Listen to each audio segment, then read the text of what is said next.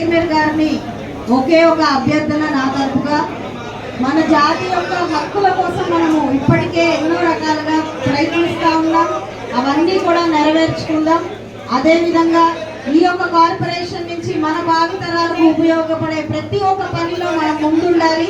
మన నియోజకవర్గాల నుంచి మీరు దృష్టి పెట్టి మీరు ఏ నియోజకవర్గాల నుంచి నియమితులయ్యారో ఆ నియోజకవర్గాల్లో మన జాతి బిడ్డలు ఎవరున్నారో వారిని ఆనిముత్యాలుగా పైకి ఎలా తీసుకురావాలో మీ ప్రయత్నం ఉండాలి. వాటికి మా సహకారం ఎట్టి పరిస్థితుల్లో ఉంటుంది. కాబట్టి మన భావితరాలు మనకి ఎంతో ముఖ్యం. ఇప్పటిదాకా వృత్తుల కోసం, వృత్తి విద్యల కోసం మనం పోరాడాం. అయితే ఈ రోజు ఒక మంచి పొజిషన్ లో నుంచున్నాం. ఎందరో మన జాతి నుంచి మంచి మంచి ప్లేసెస్ లో ఉన్నారు. వాళ్ళందరినీ కూడా కలిపి కట్టుకొని ఐకమత్యంగా ఉంటూ మన పిల్లల కోసం మనం పాటుపడదాము. దానికి మీరందరూ కూడా సహాయ సహకారాలు అందించాలి.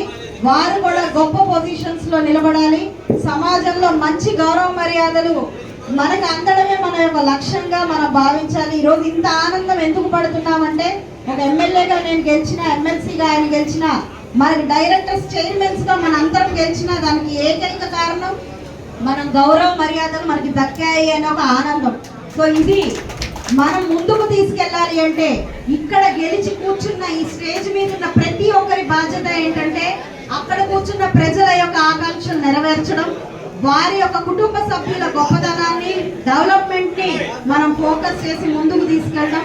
కాబట్టి మన పిల్లలే, వారి అభివృద్ధి మన లక్ష్యంగా మనం అందరం కూడా పాటుపడాలి అని చెప్పి కోరుకుంటూ మరొకసారి నియమితులైన డైరెక్టర్లందరికీ కూడా శుభాకాంక్షలు. చైర్మన్